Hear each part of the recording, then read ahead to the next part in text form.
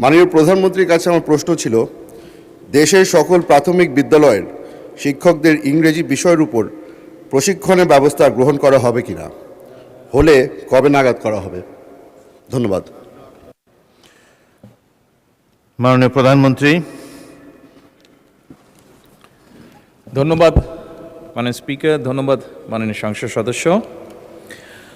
বর্তমান সরকারের ইশতেহারে দেশের সকল প্রাথমিক বিদ্যালয় শিক্ষকদের শিক্ষার মান এবং দক্ষতা বৃদ্ধির লক্ষ্যে বিশেষ প্রশিক্ষণ কর্মসূচির আওতায় আনার ওপর গুরুত্ব প্রদান করা হয়েছে। বর্তমানে প্রাথমিক বিদ্যালয়গুলোতে মোট শিক্ষকের সংখ্যা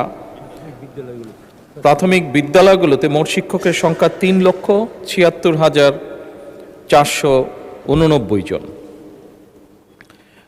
এর মধ্যে চতুর্থ প্রাথমিক শিক্ষা উন্নয়ন কর্মসূচির আওতায় ইতিমধ্যেই 1,30,000 শিক্ষককে ইংরেজি বিষয়ে প্রশিক্ষণ প্রদান করা হয়েছে। মাননীয় সংসদ সদস্য, আপনি জেনে আনন্দিত হবেন যে আগামী 1 জুলাই 2026 হতে 5 বছর মেয়াদী পঞ্চম প্রাথমিক শিক্ষা উন্নয়ন কর্মসূচি সরকার শুরু করতে যাচ্ছে এবং এই কর্মসূচির মাধ্যমে অবশিষ্ট যে শিক্ষকবৃন্দ আছেন তাদেরকেও ইংরেজি বিষয়ে শিক্ষা প্রদানের পরিকল্পনা বর্তমান সরকারের রয়েছে। ধন্যবাদ মাননীয় স্পিকার। মাননীয় সংসদ সদস্য জনাব হুমাম কাদের চৌধুরী একটি সম্পূরক প্রশ্ন করতে পারেন। মাননীয় স্পিকার, আপনাকে ধন্যবাদ মাননীয় প্রধানমন্ত্রীকে আমার প্রশ্নের জবাব দেওয়ার জন্য।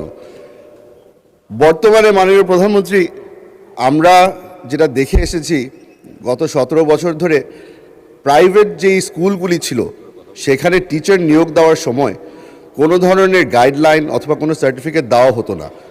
আপনাদের কি কোনো উদ্যোগ হবে যে নতুন টিচার নিয়োগ দেওয়ার সময় প্রাইভেট স্কুলের জন্য তাদেরকে কোনো ধরনের সার্টিফিকেশন অথবা কোনো নতুন গাইডলাইন দেওয়ার? ধন্যবাদ। মাননীয় প্রধানমন্ত্রী। মাননীয় সংসদ সদস্য, আপনার সম্পূরক প্রশ্নের জন্য ধন্যবাদ।